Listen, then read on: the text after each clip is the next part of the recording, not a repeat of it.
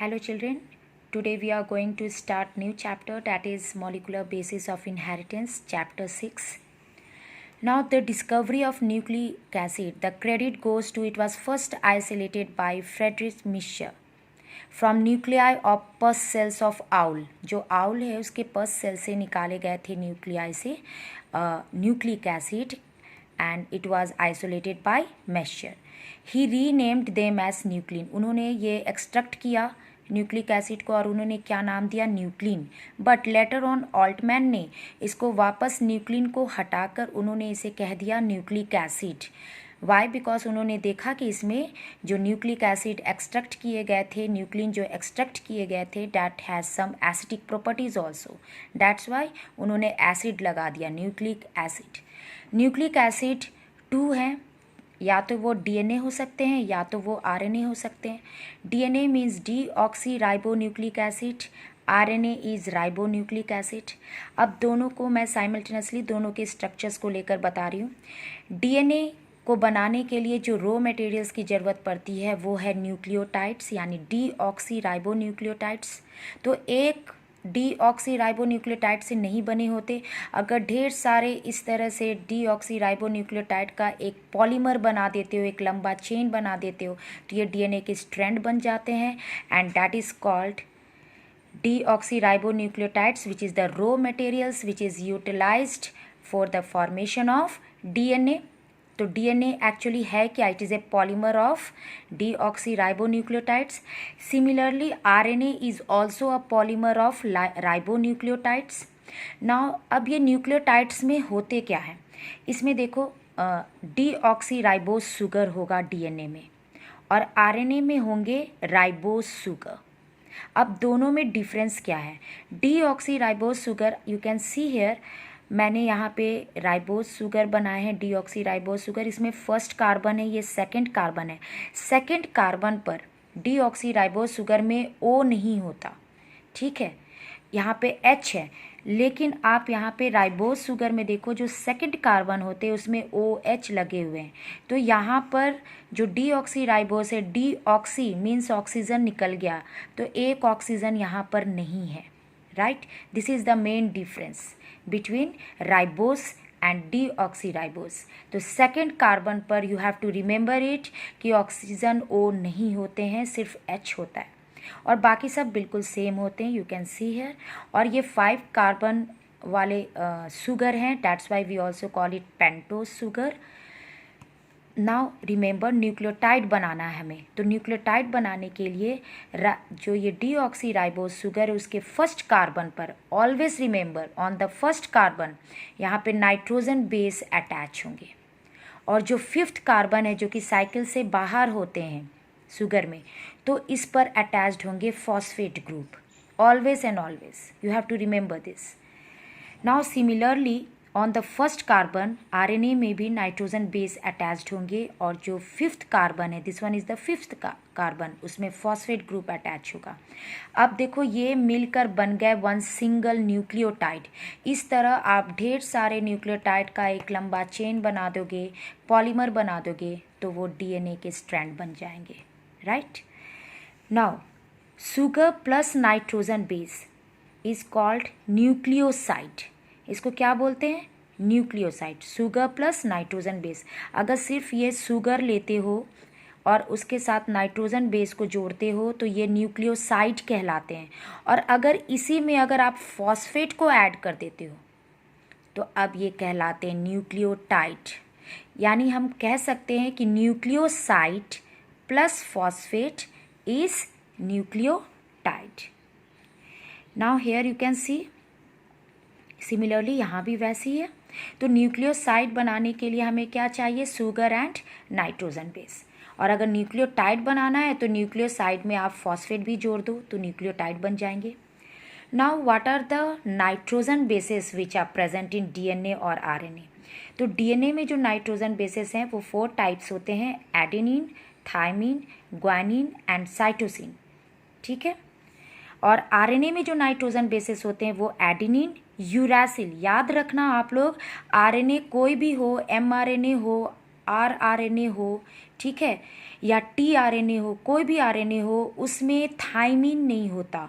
Thymine के जगह पे यूरासिल होते हैं। In RNA uracil is present instead of thymine. तो यहाँ पर आप क्या देख रहे हो, एडेनिन, थाइमिन, ग्वानिन, साइटोसिन होते हैं। यहाँ पे adenine, uracil, guanine and cytosine, कोई चेंज नहीं है, बस थाइमिन के जगह पे यूरासिल होते हैं इन केस ऑफ आरएनए।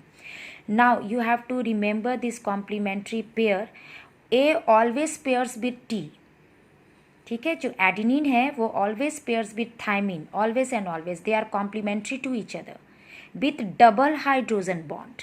ये जो बीच में आप बॉन्ड देख रहे हो, this is hydrogen bond. G always pairs with C, यानी guanine always pairs with cytosine, always with triple hydrogen bond. You have to remember this. Similarly, in case of RNA, A always pairs with U, क्योंकि T नहीं होता, T के जगह uracil को हम लोग इस्तेमाल करेंगे, तो A always pairs with U with double hydrogen bond and G always pairs with C with triple hydrogen bond, right? Now you can see here the types of nucleosides and nucleotides. अब देखो adenine, DNA में क्या था, adenine. Adenine अगर deoxyribose sugar से जुड़ते हैं तो वो क्या बनाएंगे, डीऑक्सी एडिनोसिन। अभी अभी मैंने बताया थे कि न्यूक्लियोसाइड बनते हैं, एक नाइट्रोजन बेस और जो शुगर से अगर मिलते हैं तो ये न्यूक्लियोसाइड बनते हैं। तो यहाँ पर देखो adenine is nitrogen base and ये ज्वाइन कर रहे हैं डीऑक्सीराइबोज शुगर से, तो क्या बनते हैं, डीऑक्सी एडिनोसिन। अब इसी में अगर आप फॉस्फेट को जोड़ दोगे तो ये क्या बन जाएंगे, you can see here, deoxy adenosine में अगर आपने फॉस्फेट को जोड़ दिया तो ये बन गए डीऑक्सी एडिनाइलिक एसिड, राइट, ये न्यूक्लियोटाइड बन गए।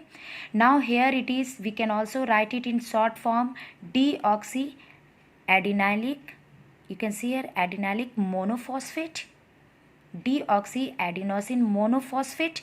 Why? Because यहाँ पे देखो एक सिंगल फॉस्फेट है, फॉस्फेट ग्रुप है, तो इसलिए मोनोफॉस्फेट बोल सकते हैं। Similarly you can see here guanine है, वो डीऑक्सीराइबोज शुगर से ज्वाइन करेगा तो क्या बनेगा, डीऑक्सीग्वानोसिन। और इसी में अगर आप फॉस्फेट को जोड़ देते हो तो डीऑक्सीग्वानैलिक एसिड बनते हैं, जिसको हम लोग DGMP भी शॉर्ट फॉर्म में बोलते हैं, क्योंकि एक ही फॉस्फेट है, दैट मीन्स मोनोफॉस्फेट।